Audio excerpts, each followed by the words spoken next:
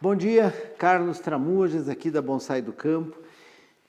E hoje aqui no YouTube nós vamos tentar fazer um quadro aí, eu já comentei com vocês aqui, sobre essa questão das perguntas e respostas. Vocês sabem que essa questão de não responder o que pergunto, isso me incomoda muito. Mas para quem assim, produz conteúdo, isso é muito complicado, né? Porque as perguntas vêm de todos os lados. Faz uma postagem lá no Instagram sobre um vídeo, tem várias perguntas. Você faz uma live no Instagram, tem várias perguntas. Faz um vídeo aqui no YouTube, tem várias perguntas. E eu deixei simplesmente responder porque assim, não consigo, não tenho tempo para fazer isso. Ao mesmo tempo, me agrada muito saber que existem esses questionamentos e, mais do que tudo, que existe esse interesse por parte das pessoas de quererem saber aí um pouco mais.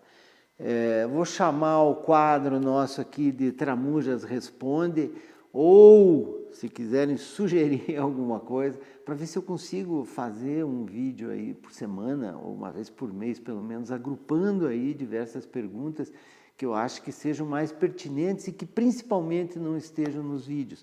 Porque às vezes você faz um vídeo, as respostas estão ali dentro, né, de uma maneira clara, de uma maneira prática, e aí fica meio sem sentido você ficar repetindo esse tipo de pergunta, né? Então vamos começar.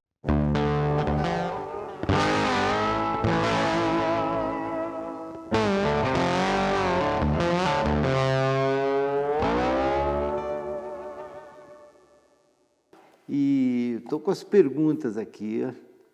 E tem uma aqui do William Magri. Tem muitos perfis aí que eu não sei o nome também, então eu vou mencionar aí como perfil. Diz assim, professor Tramujas, muito obrigado pelo professor aí. Diz que tem um podocarpus numa propriedade de um conhecido em Paulina, São Paulo, exatamente nas medidas desse seu do vídeo. Ele aqui comenta sobre o vídeo que foi feito do podocarpus grandão, aquele que a gente estilizou. Estou pensando em coletar esse mês, que temos a primavera se iniciando agora no dia 22. Você considera que esse mês ainda estamos na época de coletas com segurança, fim do inverno e início de primavera? Muito obrigado sempre, mestre, você é minha referência e sigo os seus passos. Obrigado, William. Bom, nós estamos nesta época, assim, que é uma época meio de revolução aí no bonsai, né? Onde a gente corre muito e onde nós fazemos muitas atividades, né? A maioria dos alporques aqui fazemos no início da primavera. Nós aqui arrancamos as plantas durante o inverno e agora ainda é uma época boa. Então a recomendação é assim, se a sua planta é muito grande, por exemplo, às vezes vale a pena você fazer a sangria. A sangria o que é? Você abrir aquela valeta em volta, sem cortar o fundo, e você completar com uma terra, ou às vezes até serragem, um outro substrato, para que aquilo ali ajude a desenvolver as raízes finas e você posteriormente acaba cortando. Vou dar um exemplo. Esse ano arrancamos aí os pinos do chão e fizemos a sangria em fevereiro, né? É meio um verão assim, mas como não cortamos todas as raízes, nós fazemos numa época em que a planta tenha força e esteja com crescimento para que essas raízes se desenvolvam. Então, preste atenção, se você está num clima aí que é mais definido, por exemplo, se eu fizer a sangria aí no início do inverno, não me serve de nada, porque a planta não vai soltar raízes novas, né? Eu tenho que fazer essa sangria num período que ela solte raízes para posteriormente arrancá-la aí primavera. Os pinos arranquei agora, em setembro. O podocarpus muito tranquilo, tira, cortando raízes grossas, tentando preservar as raízes finas e boa sorte. Você pode fazer podas radicais aí no podocarpus. Ele reage bem, só que evite tirar todas as folhas, né? Por exemplo, eu tenho um tronco lá de podocarpus. Se você for e cortar este tronco e deixar aí 30 ou 40 centímetros, por exemplo, desse tronco, não são todas as plantas que têm esta capacidade de recuperação. Então, assim, não, eu tenho um troncão lá, eu vou decepar para ficar com um toquinho. Às vezes, esse corte tem que ser de maneira gradativa. Você tem que ir cortando em cima, esperar que ele brote embaixo, vai cortando mais, a exemplo do bucho. O próprio buchinho, eu já vi troncos aí morrerem, coisas assim muito antigas, porque a pessoa foi simplesmente e deixou aquele toco. E não é sempre que a árvore tem essa capacidade de recuperação. Então eu te diria assim, primavera é um bom momento para tirar plantas do campo. Vai lá e capriche, tá bom? Obrigado, vamos aí fazer uma outra aqui. Agora, aqui ó. Mary Elias aqui, diz que tem uma glicínia em casa no chão, e ela é sempre alvo da minha atenção. No momento está cheia de flores e faz a minha alegria. É isso aí. Tive muito problema para acabar com brocas. Tem alguma dica aí para a prevenção? Olha, Mary, as brocas realmente são um problema aí para a glicínia, né? Para a glicínia e outros tipos de planta. E tem vários tipos também de broca. Tem as grandes que formam larvas enormes, que fazem aquelas galerias e que vão comendo toda a madeira rapidamente. Tem outras que são os coleópteros pequenos que põem os ovos e que fazem túneis mais estreitos, mas também que comem a madeira. Infelizmente, a glicínia ela é propensa ao ataque desse tipo de praga, porque a madeira é mole. E, inclusive no vídeo a gente faz a recomendação que nos cortes radicais você faça cortes limpos, limpo que eu digo assim, ferramentas precisas para que não deixe esse corte esfiapando, e você passe uma boa pasta cicatrizante. E ano após ano você revê esses cortes como estão. Eu tenho uma glicínia, eu fiz até um vídeo aqui, ela é gigantesca, é uma coisa linda. E a parte interna dela foi destruída. Então o que eu fiz? Eu tentei limpar ao máximo, eu passei inseticidas fortes, sistêmicos, que são, infelizmente, inseticidas que mais difíceis de serem comprados, mas eu preenchi toda aquela parte do miolo dela, eu preenchi com argamassa, né? Então ela ficou petrificada por dentro, para a gente tentar preservar, né? É um pouco como fazem ainda, né, com as árvores de rua aí, que também sofrem vários ataques. Como um preventivo das pragas, o ideal é que se use inseticidas sistêmicos e, mais do que tudo, que você verifique esse tronco com frequência, né?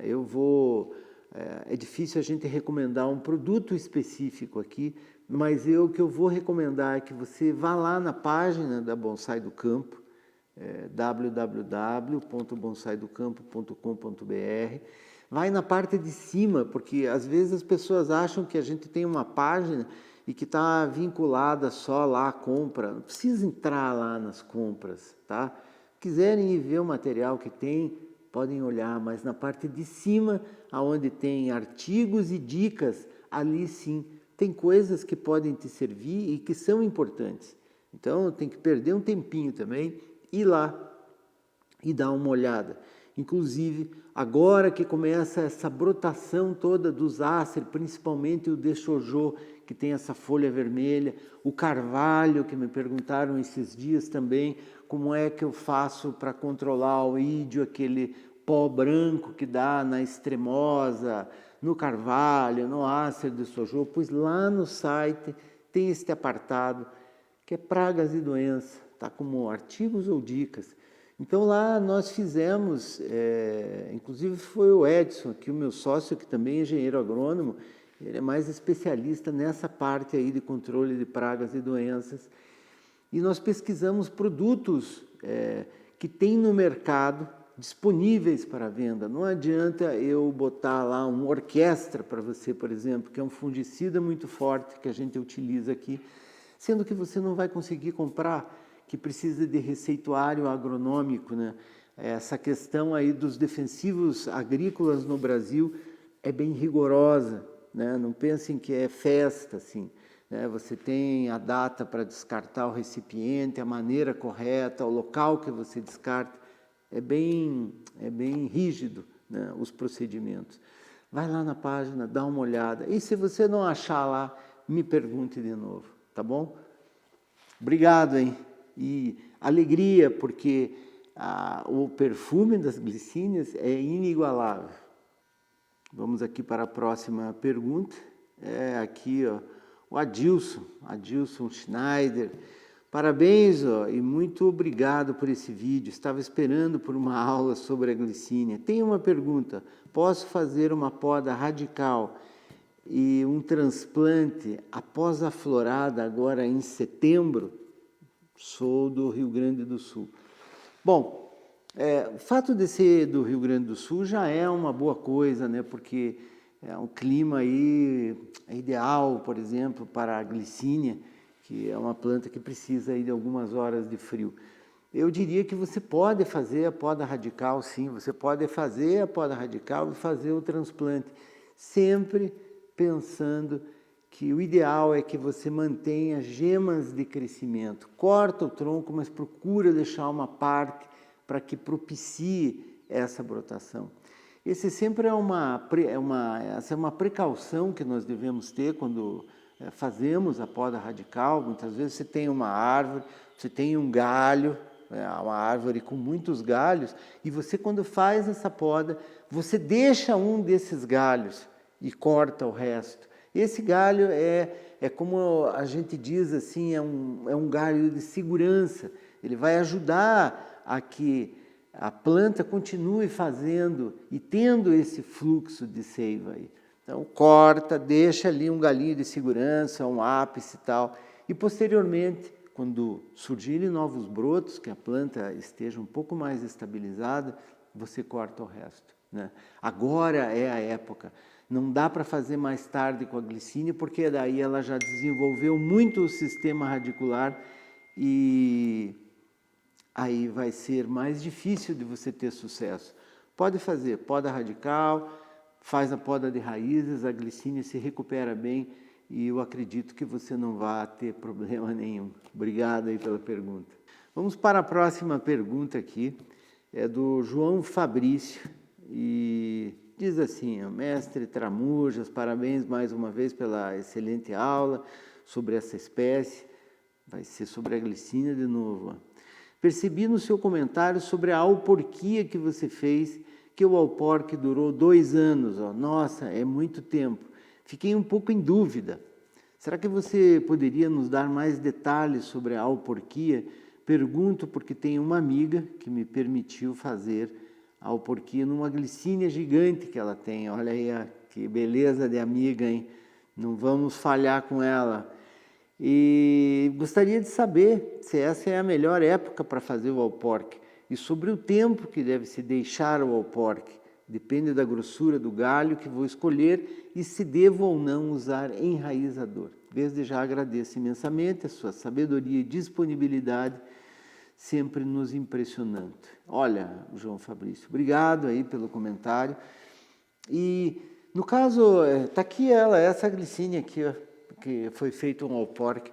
Eu, quando coloquei 2 anos, foi o seguinte, porque foi feito um primeiro alporque e cortado muito estreito, e ela soltou raízes, mas não o suficiente. Eu achei que se eu refizesse aquele corte, colocasse mais um hormônio ali, enraizador, eu teria um resultado. Então, foi feito um primeiro alporque, ele foi tirado inclusive o musgo, foi limpo.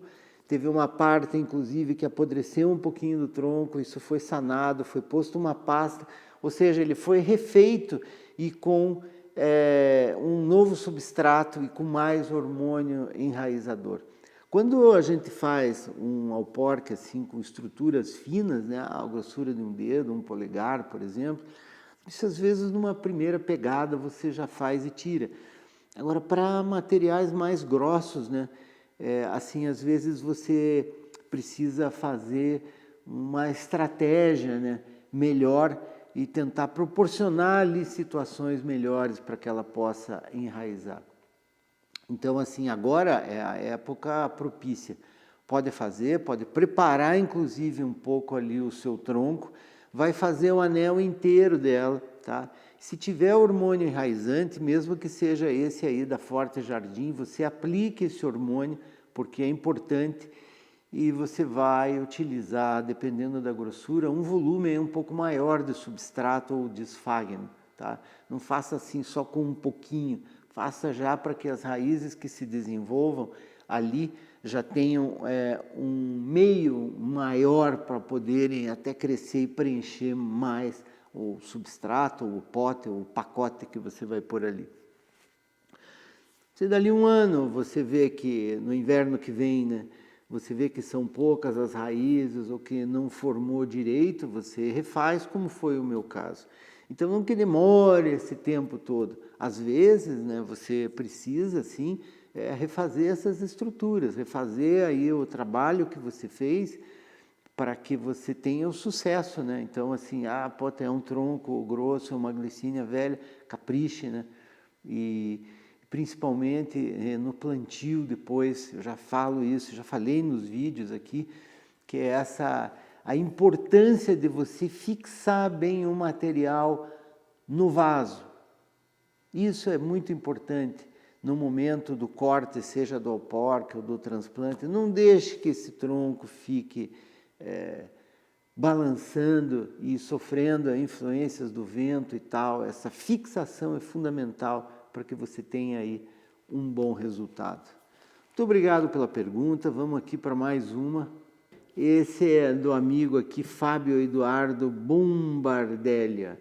Ele diz assim: sou apaixonado por glicínia, mas tenho cultivado há 3 anos minha muda, já é bem velha e não tem florido. Moro em Capão da Canoa, Rio Grande do Sul, é no litoral. Qual poderia ser o motivo? Mestrão, ele diz. Obrigado, Fábio. Bom, os motivos aí podem ser muitos, né? A gente o que tem que fazer é tentar propiciar aí as melhores condições para essa planta se desenvolver. Mas o resultado às vezes pode ser frustrante, né? Em algumas situações.